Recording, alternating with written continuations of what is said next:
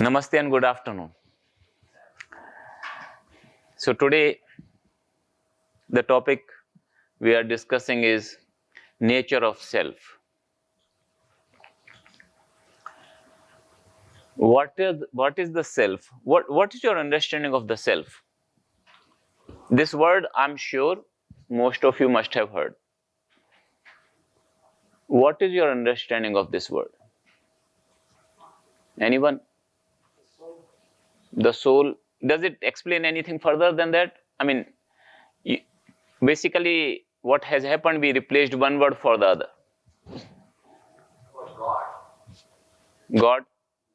I always get too confused because they say self-realization and they say God-realization. So again, that is more like replacing one word for the other. Fullness of the personality with the life and everything. The fullness of the personality and the life of everything that makes Fullness of the personality and the life of everything. Okay. Yes. The one single unified soul. Self is actually very simple. Myself. It is about yourself. This nature of self we are talking about, when I say I, myself, that is what we are talking about. We are not talking about any esoteric concept here.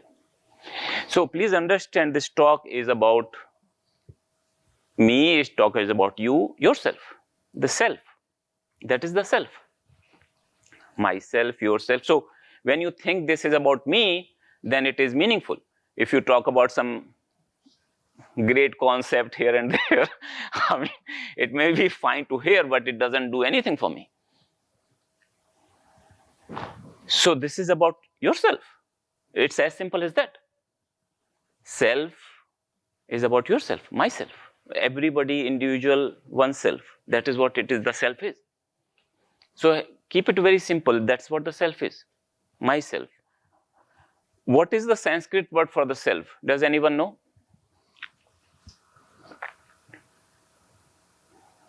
No? Anyone? Sanskrit word for the self? Very, very popular word. Atma. Atma is the word for the self. So Atma. That is the word in Sanskrit for self. Atma means me. Not when we say soul, it actually doesn't mean anything. Atma means me.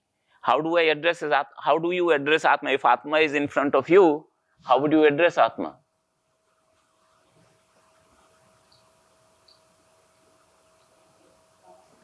Namaste, no. I can only realize Atma as myself. There is no other way to understand Atma. Atma can only be understood as myself. There is no other way to understand Atma. Precisely, that's how it can never happen. Because Atma is myself. I cannot stand in front of myself. So when you say I, that is the self, that is the Atma, that's what we are referring to. So this, when we are discussing the nature of self, we are discussing our own nature. It is my nature I am discussing. It is your nature I am discussing. You may say that it's fine if you want to discuss your nature, but how can you discuss our nature? And won't we know better about our nature than you would know? So we'll see what does that mean actually, that this nature of self simply as simple as my nature. And when I say my nature, it is every one of you as the center of that, taking it as my nature.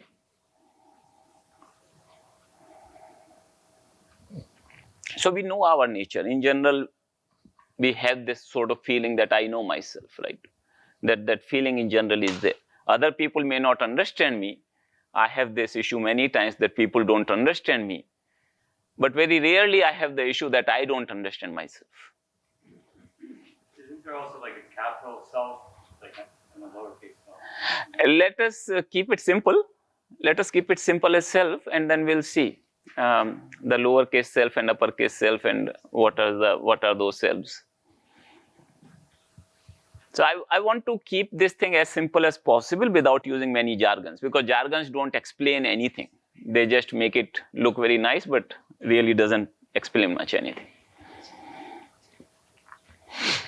So this nature of self nature of Atma, nature of myself, that is my nature, I have this notion that I understand myself. I may have the problem that the others don't understand me. But I don't understand myself, that generally is not the case. Very rarely a person realizes that I don't know myself. How does the person realize I don't know myself? Only when you try to understand who am I. When you ask this question to yourself, who am I? And the answer is not forthcoming. There is no answer forthcoming. Then you somehow that doubt comes, maybe I don't know. Maybe I truly don't understand myself. A very simple example I'll tell you, and Guruji cites this example many times, that how do I not understand? What is my nature? What is this entity, I? A simple activity, I'm taking food. What is happening if you look at through the whole process of taking food? Eyes are looking at the food. Hand is going, taking the food through the spoon or in the hand, directly in the hand. Hands is putting it into the mouth. Teeth are chewing it along with the help of the tongue. Then tongue along with the esophagus is helping to swallow the food. The digestive juices in the stomach are digesting the food. What is my feeling? I eat the food. Who is this I out of all these who has eaten the food? What is this entity? What is this entity when I say I have eaten the food or I eat the food? What is this entity I out of all these components that has eaten the food?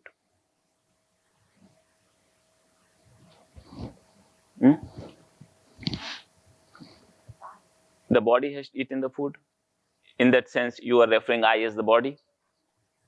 Like when you say I have eaten the food, what does that exactly mean for you? Like what is this entity I which has eaten the food? Is it the whole body, some part of the body? If the body, supposing body, she is saying I refers to the body here. And if supposing body has eaten the food, is it the whole body which has taken the food? Is it some part of the body which has eaten the food? None of it. All of it. So suppose you don't use your hand, or somebody doesn't happen to have a hand, will he not have that feeling that I have eaten the food? So that means the whole body is not involved in that. What is this entity?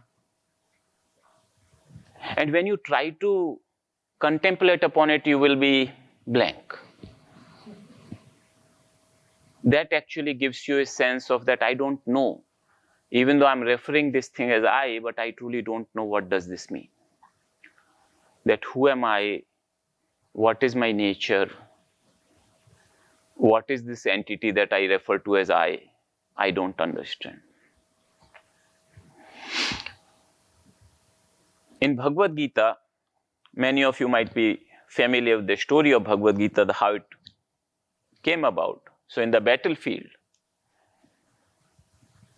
this great warrior Arjuna, he is going to face the enemies.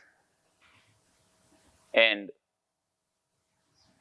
he asks his charioteer, who happens to be his friend and also Lord Krishna, that take my chariot between both the armies so that I can see who am I supposed to fight. Who am I going to fight? Lord Krishna, as commanded, yes sir, took the chariot between the two armies. The only thing which he did was he placed the chariot in a place between the two armies, but in a place where he was face to face with Bhishma and Drona, not Duryodhana. If he were face to face Duryodhana, I think Gita wouldn't have happened, because he was quite willing to kill Duryodhana. But when he saw Bhishma, who was his grandfather, Drona, who was his teacher, whom he had tremendous respect for. In fact, if he were thinking of anything that he achieves any greatness, he would like to share that happiness with these people. And now he is facing these people in the battlefield. And this battle is the battle till death. This is not a war which is a plaything. This is a war which is unto death, either side. So the ones who are worthy of worshipping, he is finding that now he has to kill them. He just couldn't take that thing. He starts his own whole logic that what's the point of this war? He had come to fight this war. He was well prepared. He had been preparing for this war for last 13 years at least. So he was not unaware. He was not even unaware of who are his opponents. But then in the last moment, when he saw them right in front, this thing just struck him. That wow, what a thing we are going to do. Have we become so foolish that we are destroying the very same people whom we consider worthy of respect and worship? What are we doing? What are we going to achieve? He realized that whether he wins or loses, it's a loss for him. Either way, it's a loss for him. So he got so confused, and he just sits down, tears in his eyes, that I can't fight. I don't want to fight this war. He wanted to run away, become a monk, live on the alms. That's what Arjuna wanted to do. And Lord Krishna, when he sees his condition, he exhorts him to fight. He says, this is cowardliness you are getting into. This is not befitting you. You are a great warrior. This battle is something which you have been waiting for. This battle is for the sake of dharma. So fight this battle. And Arjuna was not convinced, but as he contemplates on Lord Krishna's words, one thing becomes very clear to him. The thing which becomes very clear to him is this, that the difficulty which he is having, the sorrow which he is having, is not just because of this battle which is in front of him. The difficulty, the sorrow is much deeper. Is much deeper problem he has this sorrow. It's not just because of this war he is having this sorrow. Even the war sort of brought it out on the surface. The situation brought it out on the surface. But Arjuna had the insight to see that this war is not the thing which is causing him this sorrow. He in fact tells Lord Krishna that let alone this earth, even if I win this war, get the whole earth, even if I attain the kingdom of heavens, I know that my sorrow will not go away. This sorrow is, so he then, because Arjuna was also trained in the Vedic culture, Vedic traditions, he knew about this knowledge. He knew about this situation. That there is something called self, soul, or whatever you say, the real nature of which I do not know. And all the sorrows go away when one knows the nature of the self. He was aware of that. He also knew that this knowledge of self can only be attained through a guru, cannot be attained directly by reading the books. In that moment of crisis, in that moment of realization that nothing else matters in this world if I don't attain this knowledge, he surrenders to Lord Krishna as a disciple. Lord Krishna was his great friend, very close friend. They would eat together, sleep together. Many times they would share so many things together. They were very close friends. But even because he also knew about Lord Krishna's greatness, so he was able to surrender. It's not so easy to surrender to such a close friend, that I'm your disciple, you are teach me. It's a very difficult thing to do. If you think about it, one who is very close friend of yours, whom you are sharing so many things, to surrender to that person. You can ask for an advice, that's a different thing. But to surrender that I'm your disciple, you please teach me. And that's what Arjuna did. And that's the beauty of his character. That's the strength of his character. That he actually realized in that moment. So he says, tell me what is Shreya. Shreya is a word which comes in the Vedic literature. It really means something by which I will be free from sorrow, free from all the sorrows forever. It also comes in Kathopanishad that there are two paths, Shreya and Priya. One which is leading to this path, another is which is leading to pleasures, pleasant path. So Arjuna asks for Shreya, this word, that teach me what is Shreya.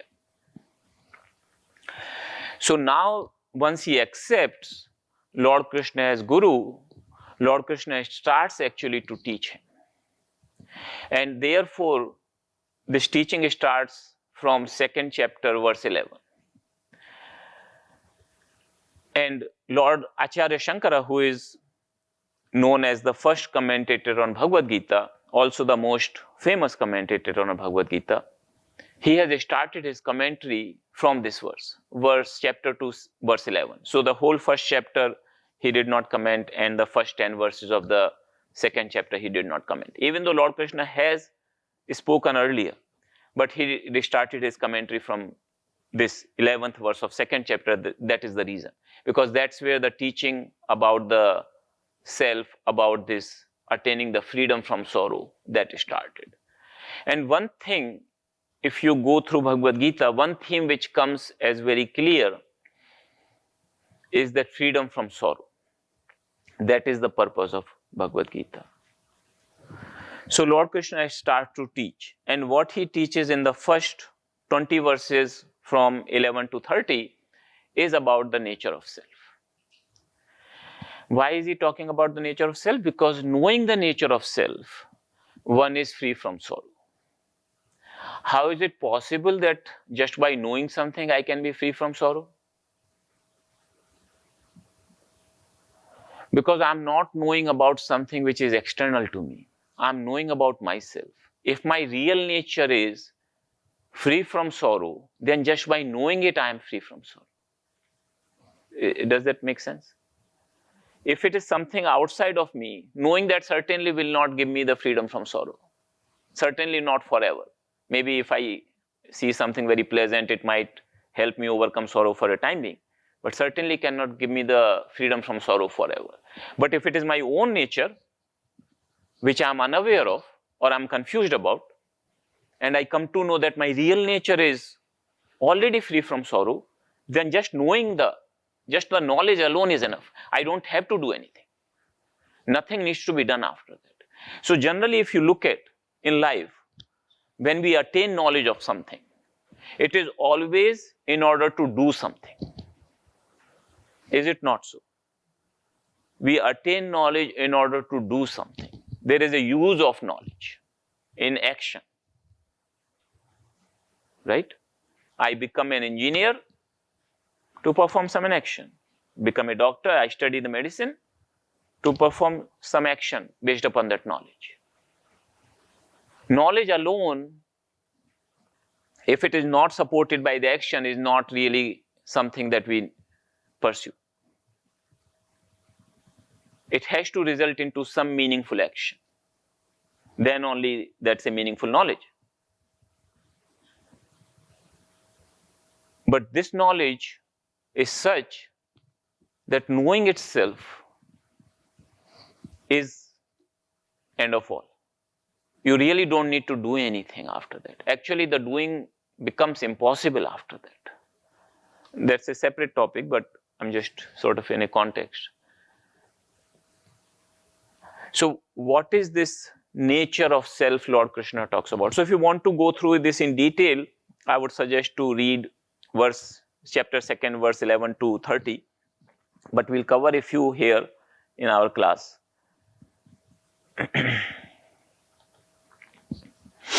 So this is one of the very popular verses of Bhagavad Gita. We'll chant it together and then we'll talk about it. So I'll chant first 1/4 of the verse. You repeat after me and then we can chant the whole verse together. Vasansi jinani yatha vihaya navani gurnati naroparani tatha sharirani vihaya jirnani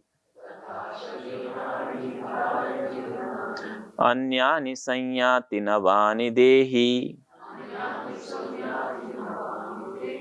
We can chant it together, and chanting Gita verse is considered auspicious by itself, even if one doesn't understand the meaning. Vasam sijinani yatha vihaya navani gurnati naroparani tatha sharirani vihaya jirnani anyani sanyati navani dehi.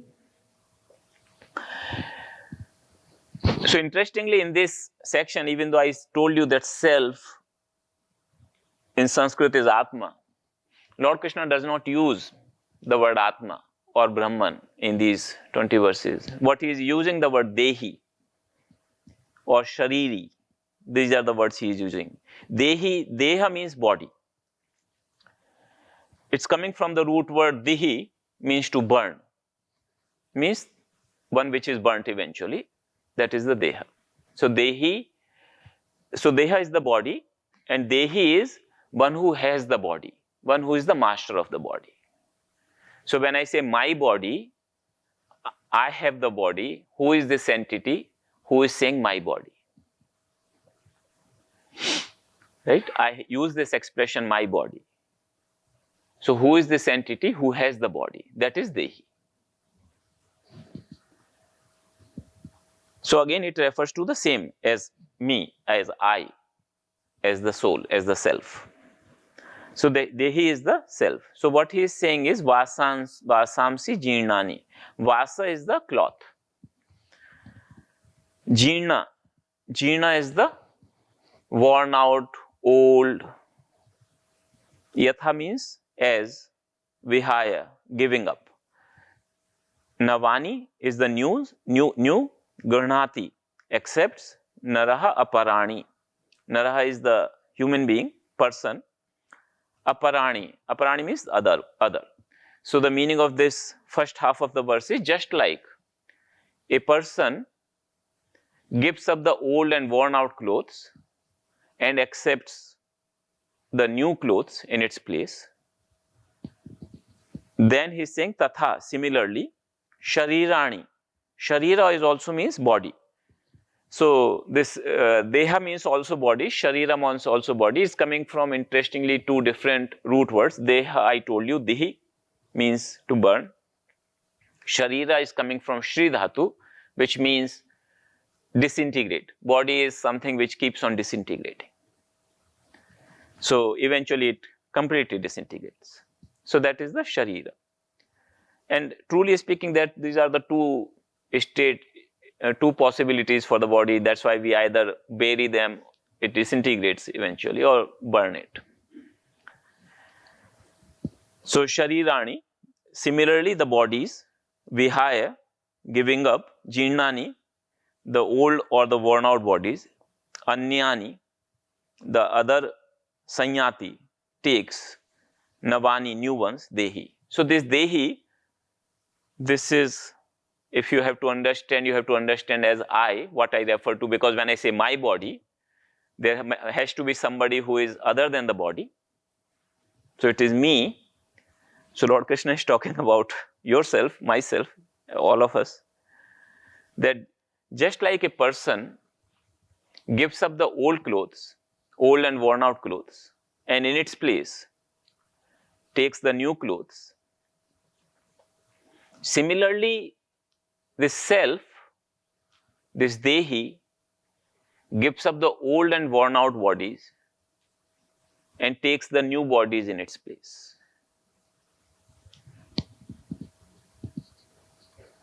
Is that encouraging? Is it depressing?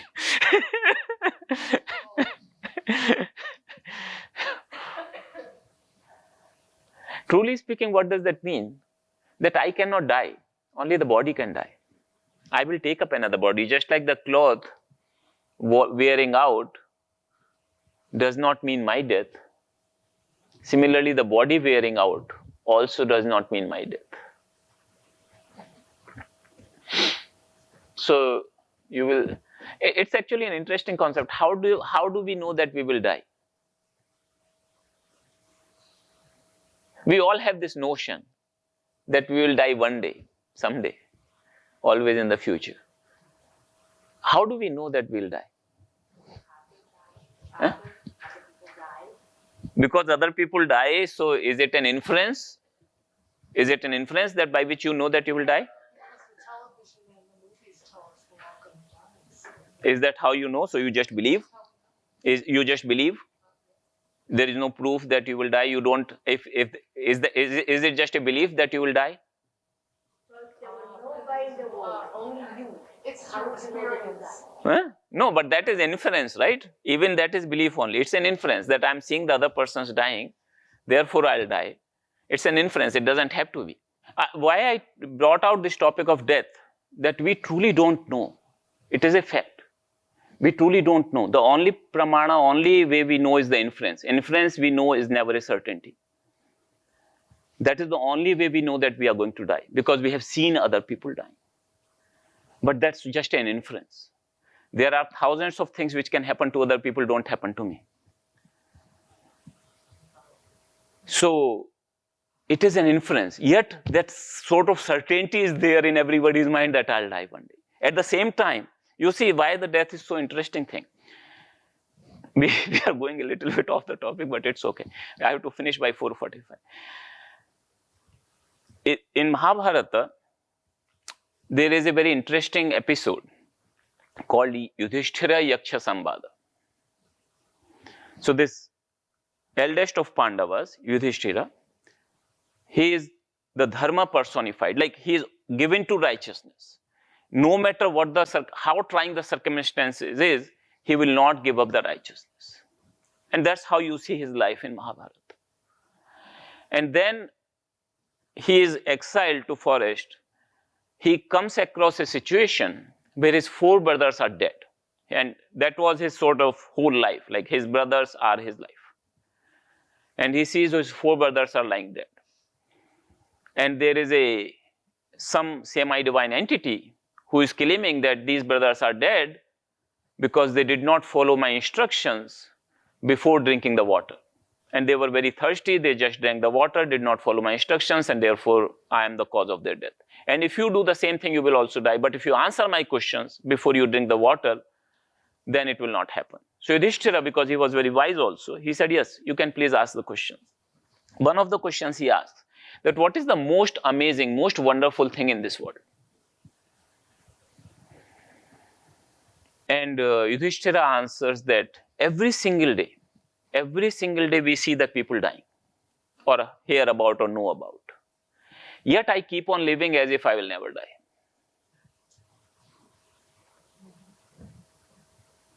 So this is the amazing contradiction about the death, that I keep on living as if I will never die, yet I have some sort of a sense that I will die. Even though that is also an inference. That is not a certainty that I'll die. There is no certainty about it. Right? It's an inference. But at the same time, I keep on living as if I'll never die. And these two things, contradictory things, are happening because of this reason. The verse which explains here. This body is sure to die. I'm identified with the body, therefore this fear of death is there. But Dehi, the self, which is my real nature, is never going to die. Therefore, I also behave in a manner that I'll never die. So this is the dichotomy about the death part, that we have this fear of, constant fear of death always, because there is sort of certainty that I'll die. At the same time, I keep on living as if I will never die. Because the body is definitely disintegrating. Every day the old age is coming, I see the effects of it, and I have some sense by perceiving other people, as well as in inbuilt sense, that I'll die. And that aspect of death, that I'll die, is not coming just from the inference only, that by seeing the other person's dying. Because this fear of death is found even in babies. So the scriptures say, because that experience of death has taken place so many times, the death of the body for the self, that it has that inbuilt memory, that fear of death is there. So we don't have this notion that I'll die just because of I'm seeing the other people dying. That notion is inbuilt. And in Yoga Sutra, that is considered one of the bondages, kleshas, one of the major sources of sorrow out of the 5. Abhinivesha, the word for that they have given is abhinivesha. So that fear of death. So Lord is describing here the nature of the self as that the self is changing the body just like a person is changing the clothes. Now a question may arise here that for the clothes it's understood when it's sort of old, worn out, we change the clothes. But we don't see always the same case in the bodies. We see sometimes very healthy young people dying. The bodies are perfectly fine. Nothing has happened. But we see all the time those kind of things happening. Sometimes it could happen because of certain accidents. Sometimes it could just happen, sudden heart attack or whatever. Anything can happen. And that's where Baba says, Nishwasa nahi Vishwasa. Nobody can really say about the next breath. Nobody can have certainty about the next breath, that whether it will happen or not. So this exhalation, whether it will again come, breath will come or not, there is no certainty about it. So, and that is for everybody, no matter how healthy and young one may be. So, what is that when Lord is saying that Sharirani Vihaya Jinnani, the old bodies or the worn out bodies. So just like in the clothes, there are some people for whom one day old cloth is old and they discard it. There are people who will not wear the same dress twice. There are some people who will discard it after a month. For another person, it's like new. It's completely perfect dress, but for that person it's old and worn out. So similarly, Dehi alone knows which bodies are old and worn out. Whether it's from our perspective, from an onlooker's perspective, may not be old and worn out, but the self has completed the purpose through that body, and therefore it is old and worn out for the self, for the Dehi. So that's how we need to just understand the definition is from the perspective of Dehi, not from the perspective of onlooker.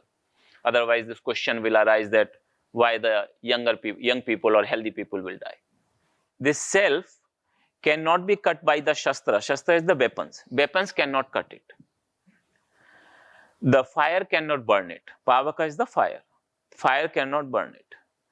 Na chainam kiledayantyapa. The water cannot wet it or drown it. Na shoshayati maruta. The dry air, the one which you typically find in North India in the summer, that also cannot dry it. So this self is beyond any impact of the elements. So no matter, even if the nuclear bomb detonates right there, self is unaffected totally. Nothing can happen to the self because it cannot be affected by the fire or any kind of weapon, and water or wind or even space for that matter. So only the body can be affected. And another thing is also, if you have to understand that there is an order of reality. An order of reality is that my body is made of these 5 elements, namely earth, water, fire, space and air. Air and space. Therefore, these 5 elements can affect the body. But say, for example, thought. You can cut the brain with a knife, but can you cut a thought with a knife? That is because thought belongs to a different order of reality. It is not made of these 5 elements. Therefore, these 5 elements cannot cut the thought or burn the thought. You cannot use the fire to burn a thought. So, because the order of reality is different. Self belongs to a completely different order of reality, therefore nothing can affect it whatsoever. Even the thought cannot affect it, which will come later. So, an order of reality can affect the similar order of reality. And that's how you see in life. An order of reality cannot affect a different order of reality, just like the thought cannot be cut by the weapon or burnt by the fire. The question might arise that is that a thought? Is the self a thought? Or is the self the mind? Then of course other verses which will come, which will sort of explain that self is not the mind, even though mind also has the same kind of, the thought also has the same kind of things, that it cannot be cut by a weapon, cannot be burnt by fire, cannot be wet by the water, or cannot be dried up by the air, but self is not a thought, self is not the mind. That explanation will come later.